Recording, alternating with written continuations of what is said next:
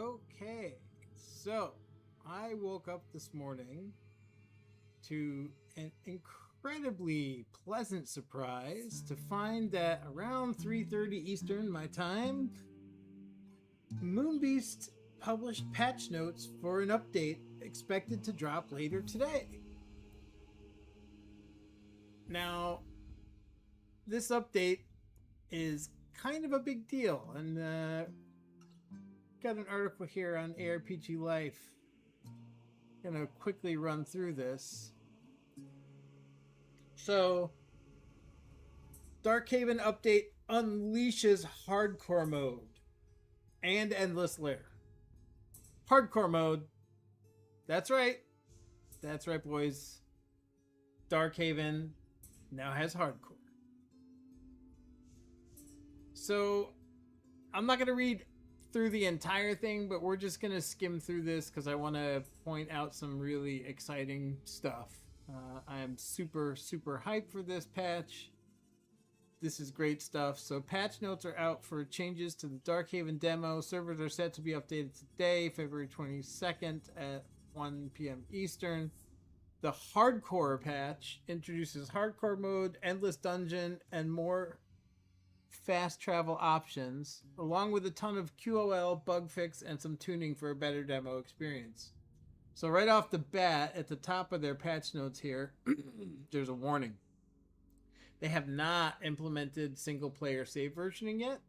So essentially what this means is if you're playing the demo, if you play online, you can create multiple characters, and with any of those characters, you can create a world or join other worlds. It keeps track of all your characters.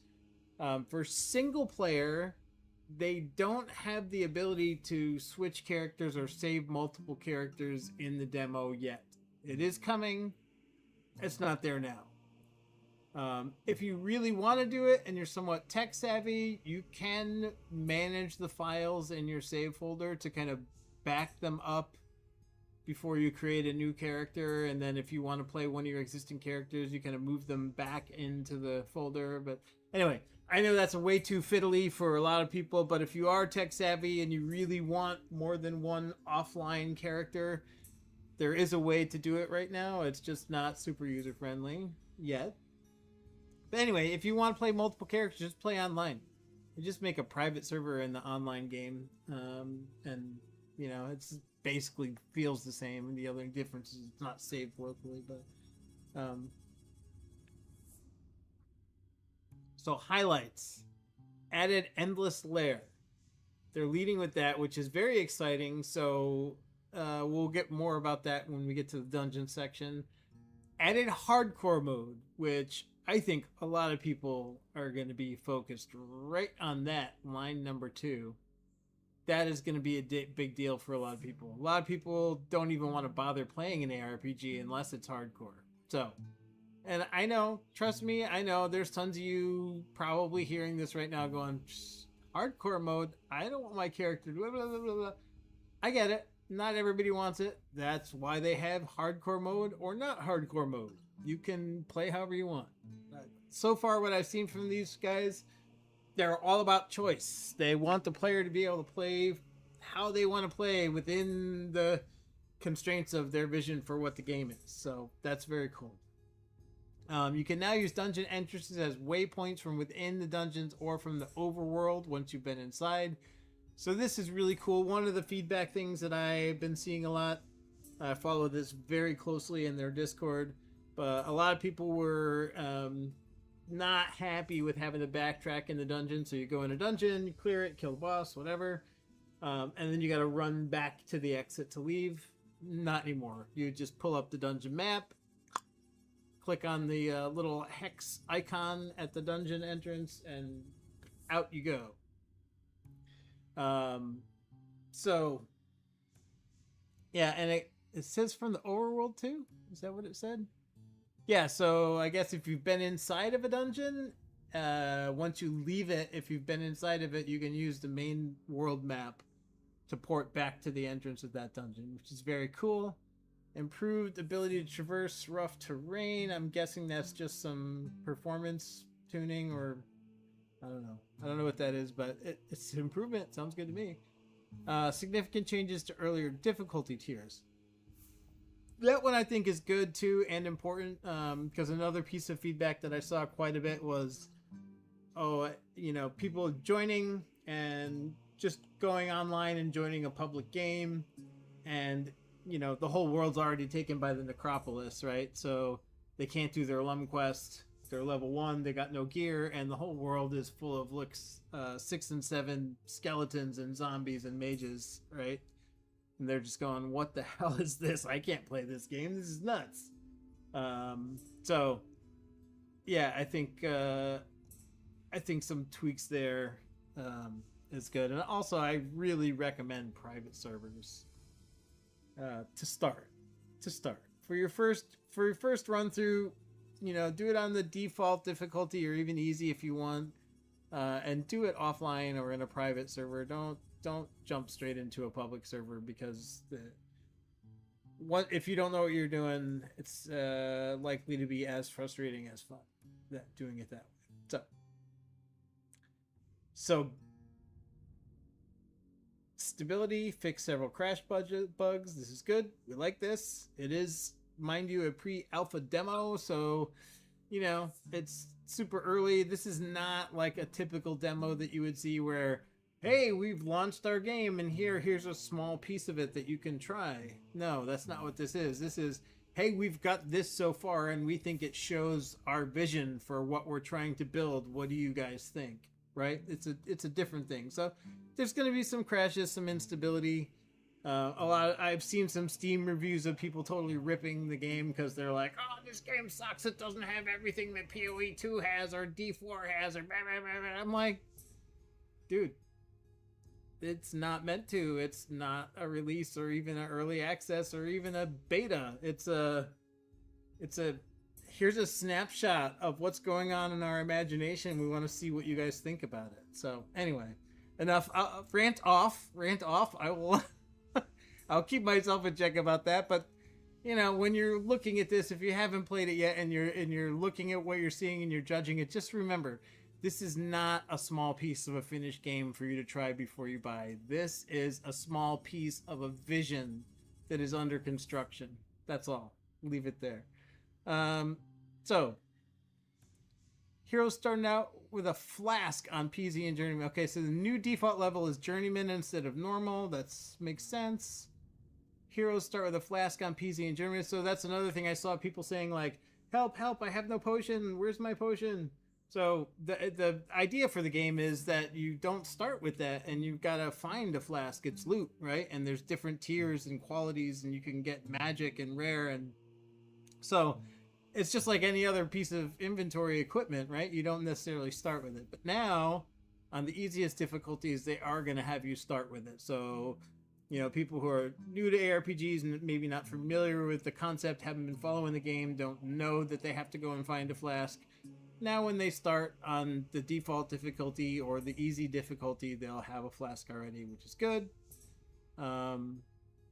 Slightly decreased damage, or actually it doesn't say slightly. I invented that because I'm hoping it's that, but decreased enemy damage in PZ and Journeyman difficulties, which is good. Again, for new players, we might be getting people trying this out. This has broader appeal than just the kind of I've been playing D2 for 20 years audience, right? The whole destructible terrain has a bit of element like Terraria or Minecraft that's going to probably draw some folks in. But anyways, I go off on way too many tangents. I know. I'm sorry. I'm just trying to present you guys information. But don't worry. I will show you links at the end, and I'll put links in the comments after this is live. So yeah, decreased enemy in lower difficulties. Necropolis growth is slowed in the lower difficulties as well, which is very good. I think a lot of people are starting the Necropolis quest right away, and by the time they get to level 5, where Lum gives you the quest to... I'm giving spoilers here, but by the time they get to the point where you can get the quest from Lum, which I believe actually triggers Gnarlathak to spawn, the Necropolis is covering the whole world, and they're just not equipped to battle their way through it to get to him. So this is good.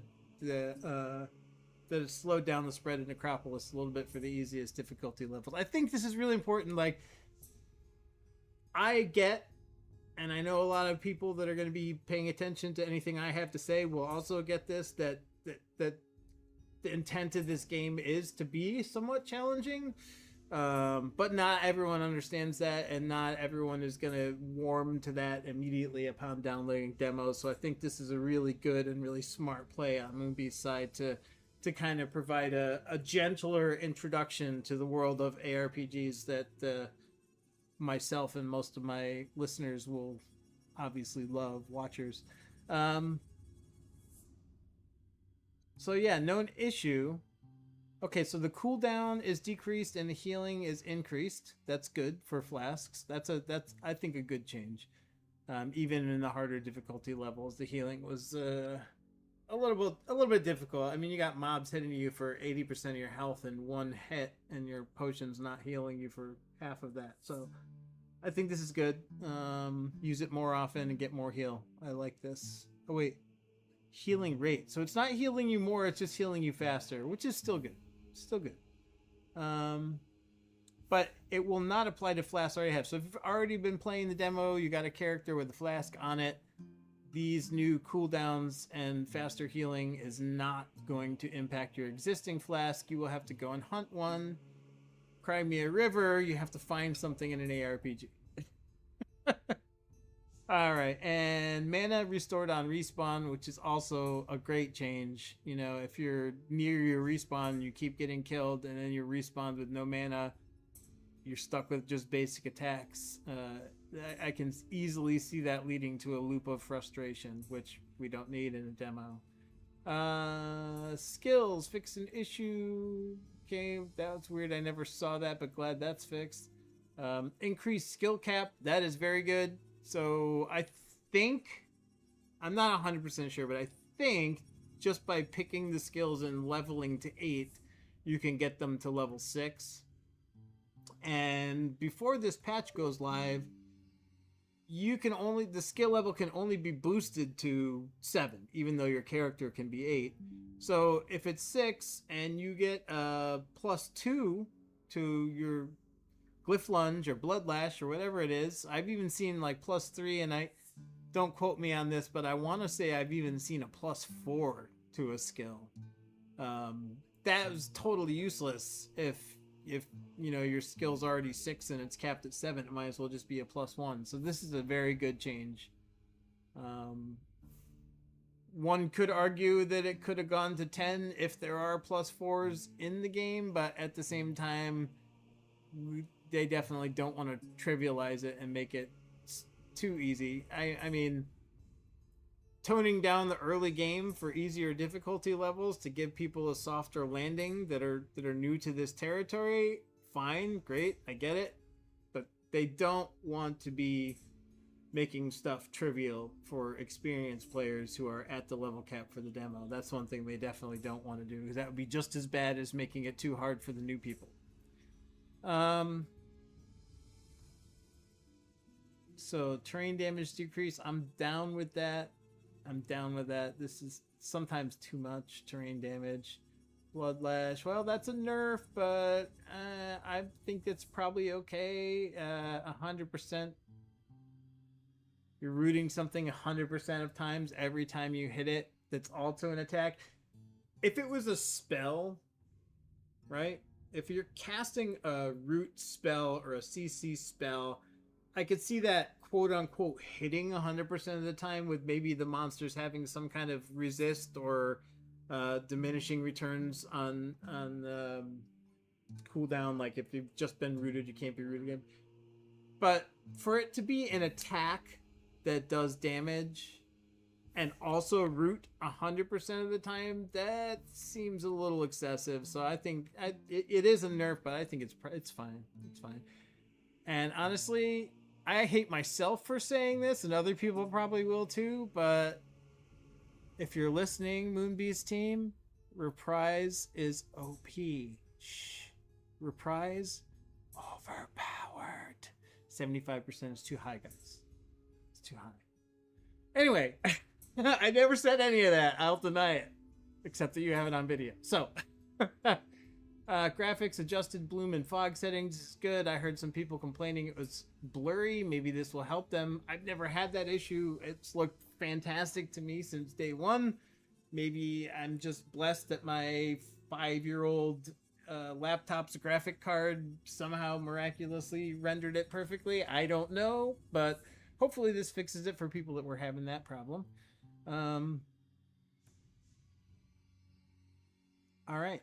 Texture optimism, FPS, target FPS. That's going to be good for people on lower end hardware. They can set a cap for FPS so the game doesn't try to go way beyond what their thing can render effectively, causing stutter and overheating and all those fun other stuff. So that's definitely a good thing to have, especially in the demo, because you know they've said this over and over again, but just fair warning, this is not fully optimized. It's not intended to be a release product. Basically what we have is a dev test server with a little bit of polish on it, so that we can see what they're up to. That's basically what this is. Allowed jumping while entangled into water air. That is fantastic. I don't know about you, but I know I have definitely died a few times getting rooted by a tree in the water and then mobbed by all kinds of other things in the water. Gulp jaws and river. What? I can't remember what the hell the thing is. The deep ones. The things that look like deep ones. Anyway, improved navigation in rough terrain. Max camera pitch. This is a good change. Controller. You know, I played yesterday a little bit for the first time ever in an ARPG, in any ARPG on a controller. And I really expected to hate it. I honestly did. I thought it would be horrible. You know, I spent many years playing FPS, Counter-Strike, MMOs. I'm a mouse and keyboard guy. I prefer PC gaming. I'm not a huge fan of console gaming. I even just recently scrapped my Game Pass Ultimate when Microsoft decided that 50% was a reasonable price increase. Thank you, Bill. Thank you, Bill. You freed up 240 of the dollars that I have now redirected to Moonbeast to help them with Darkhaven, along with some other cash. But so yeah, thanks, Bill, for giving me a reason to claw that back from Microsoft and hand it over to Moonbeast. That's swell of you, buddy. Where were we? I am so tangentful. I'm just hyped. I'm so hyped. I'm so excited for this patch. I want to see an endless dungeon, and I want to see hardcore mode. I think that's cool. Zoom function while building. Disable camera shake. Some people really like that. I can take it or leave it. Doesn't matter to me. Camera rotation speed option. That's nice. That's nice. If your sensitivity is too high, that can get really wonky if there's no way to control that. UI, the equipment slots. This looks like mostly polished. Oh, this is good. This will help people understand where they can put dies and socketables that are not used to that system. If you played D2, it's probably going to take you less than half a second to figure out how this works. But if you didn't, this is probably a good thing. Here we go, boys. Here's the meat. Here is the meat. Added first pass of Endless Dungeon after Narlathak. Endless Dungeon. After killing Narlathak, Endless Lair spawns in a random sector. This is a multi-level dungeon that goes down to level 100. That's nuts. So I and a few other folks have been playing around with the builder in the demo pre-patch, and we were able, using the editor, you're able to, you know, it's designed for modders or for people to be able to customize their own game, build your own world kind of stuff. And we've been able to get down to level 64, but there was always a problem trying to go beyond that. But now it looks like they have done an officially sanctioned multi-level dungeon instead of our editor hacked multiple level dungeons that we were trying to exploit to see if we could find higher level items. But yeah, there's an official 100 level dungeon now. So after you kill Narlathak, you got something to do. And 100 levels in this game at the difficulty. I don't know how these levels are going to scale, but if it's anything like I mean, your character's capped at 8, so if these things keep going up beyond that, that's going to be interesting to see how far people can go. Note this only partially implement. Okay. Only partially. Okay, there's sub notes on that.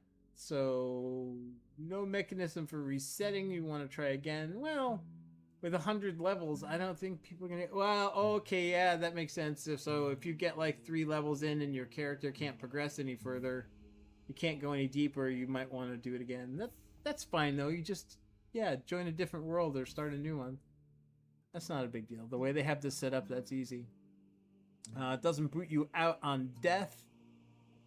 Well, I'll take that. I don't know what the current behavior is. Maybe it puts you at the entrance or the entrance to that level that you're on. I don't know, but I kind of like that. I don't want to get kicked out when I die, unless I'm playing hardcore, and then the character's deleted, so it doesn't matter if you kick from the dungeon or not. Teleport back to the entrance. This is great. A lot of people were complaining about the backtrack, and we touched on this earlier in the highlights, but you know, so when you're in the dungeon, you'll be able to teleport back to the entrance of the dungeon, and also if you've been inside of a dungeon and you're out in the open world again, you're able to teleport back to the dungeon. So I think people will like that. I'm a huge fan of exploration, and I think that games make a mistake when they automatically give you fast travel to everywhere from character creation. But I also get that people don't necessarily always want to walk the same ground over and over and over and over and over and over and over again. It's one thing if it's a new game because of the procedural worlds in this game, everything is going to be different. But if you're in the same game and you're having to go to the same place and you have to walk there every time, I think this is a good change. I think once you've done the exploration once in a game, in that map, that having that unlocked for fast travel, I think that's a good thing. I think it's a fair compromise. I know there's going to be some purists on both sides. They're just like, I just want to log in and port to the dungeon. And then there are going to be other people like, well, I'd rather walk and I don't want people to be able to port to... Yeah, this is a good compromise. Both of you camps, whichever camp, if you're in one of those camps, chill out, man. Let everybody have fun the way they want to. All right, so back on track. Teleport back to the entrance, clicking the full map. Yep, we got that. Teleport to the entrance of any dungeon you've entered. Yep, we got that. Bogey dungeon no longer closes unless it's... Okay, so there's these small dungeons. You'll see them. Sometimes I've found them just present there on the surface, but more often than not, they're like triggered by a pit collapse, and then the bogeys jump out at you, and there's a dungeon under there.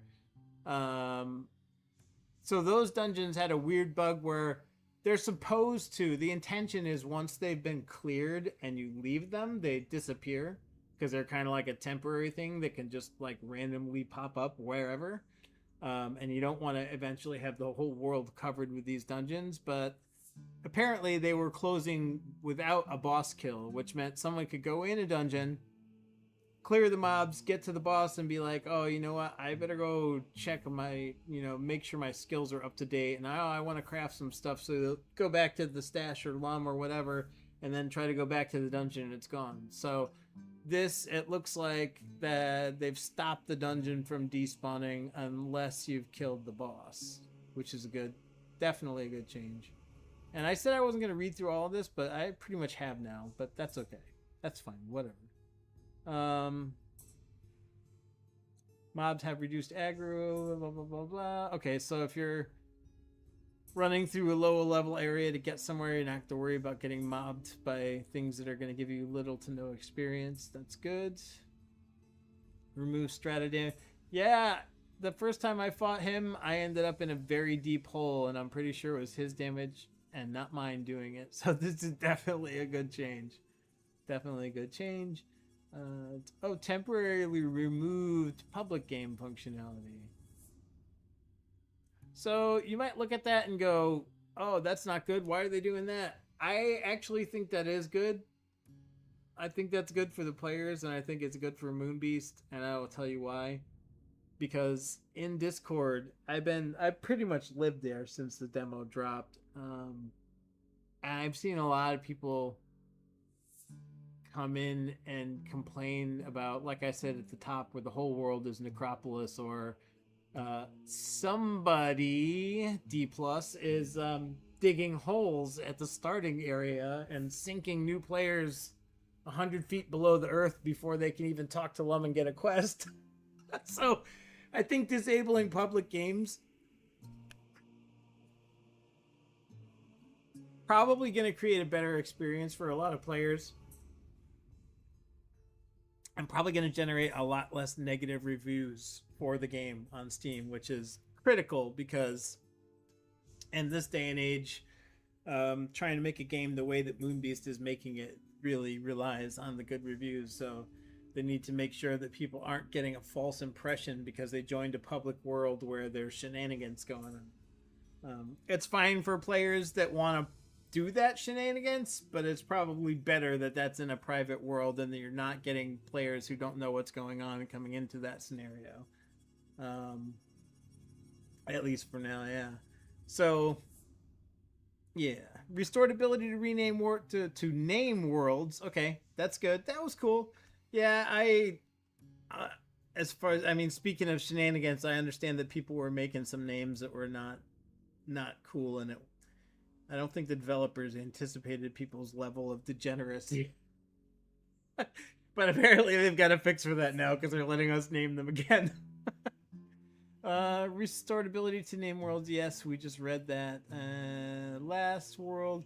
Okay, that's good. So yeah, so when they don't have public worlds, if you haven't created a private world yourself, you're going to get an empty menu unless you've been in another private world. But now, or even before, even if you had, but now, I guess if you've been in a friend's private server most recently, that one will show up in your list, so you won't log in and necessarily see an empty list if there's one that you played in. Which is good. Added intermittent character saves on limit. That's good too. You know, I had gotten in a habit, and I probably still will do it because I'm just paranoid, but every time I get something really good, as soon as I am in a good spot in the game to do it, I will exit the game and go back in. And online. Single player doesn't matter as much. But yeah, just to make sure that if anything happens, like server stability issue type things, that you don't lose that super awesome unique or heart that you just got. Runes and I'm not really sure I know what this means. I haven't had an issue that matches this, but I would think that runes and rune words despawning would have been a bad thing. So if it's now not doing that, that's probably a good thing. Typos. Okay, so some housekeeping. You know what's crazy? Like, a lot of times you see patches and it's like 99% housekeeping. This is like mostly meat and a couple of random housekeeping things, which is kind of cool. Properly reports what killed you, no issue, environments, blah, blah, blah, blah. Okay, so, oh my god, dude. Hardcore is coming. Endless Dungeon is coming. It's supposed to be launched today. I don't know that they've made a hard commitment, but that was the expected time frame in Discord, 1 p.m. Eastern time today, so we are just a couple hours away. If you're not in their Discord already, go join it. Go to Discord, search Darkhaven, or go to Moonbeast Game or Darkhaven.com and click on the link to join Discord. It's a great community. There's a ton of people in there. They're really helpful people in there. So if you're not in there, you should get in there because you want to be there.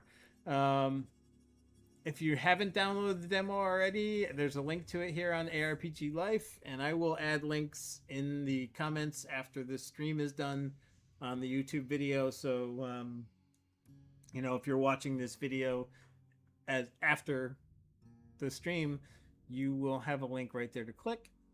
And then this is at the end of the page, and one might surmise that that makes it the least important thing, but I will put to you this, that this is probably the most important thing. I don't want to harp on anybody. Look, if you can't do this, if you just don't have the finances, or if you're not convinced that the game is good, that's fine. Don't. But if you like this game, if you play this game, this demo, and you enjoy this game, or you're like me and you're completely obsessed with this game and already have almost 200 hours played, consider supporting them financially to get this game made. Because right now, Moonbeast is a studio run by the devs, and the devs are in large part gamers, and some of them very much hardcore gamers. These people have been making ARPGs, some of them since the very beginning of ARPGs. Eric Schaefer with Condor, Diablo 1, Peter Hu, Phil Shank, Diablo 2, Blizzard North, Brian Basic, Colin Day. The list goes on and on of the people making this game and the incredible talents that they are. But if you don't know, and I'm not going to go into all the details because that's not what this video is about, but these guys have had a bumpy ride from publishers and investors on several different projects, and they have rarely been able to achieve the full vision of what they're trying to create. And I mean, Diablo 2 is the game that most of the team here at Moonbeast worked together on. That game is still so amazing 25 years later that Blizzard just spent money to update it. A 25-year-old game just got a new class and an expansion. Because it's that freaking amazing, right? The people who are making this game made that game, by and large. Anyway, I know I am the king of the tangent. I can ramble, and I apologize for that. I wanted to try to keep this focused, but I'm just too excited today. But anyway, you know, things that happened in the early days of Blizzard with the V company that I won't mention. Oh, fuck it, I'll mention it. Vivendi, Peckers. But just there's been, it's almost like a Spinal Tap, a tragical history tour kind of comedy of errors of the shit that has happened to these guys with publishers and investors. And if they can keep this game completely independent or close to it, it's going to be better for us and it's going to be better for them. So, and then I will leave you with that. Please, if you like this game, please do support the Kickstarter. Please tell your friends to check out the game and support the Kickstarter, because this game is going to be freaking amazing. And how amazing depends somewhat on who has say, and that depends somewhat on who pays. Anyway, I've got some stuff that I got to get doing before I jump into the game today, and given that we're only a couple hours from the expected patch time, I'm going to jump off and go do that. If you're watching this now during the stream, or you're watching later on the recorded video, I thank you very much. I appreciate you taking your time to watch or listen to what I've got to say. And I hope to catch you in game or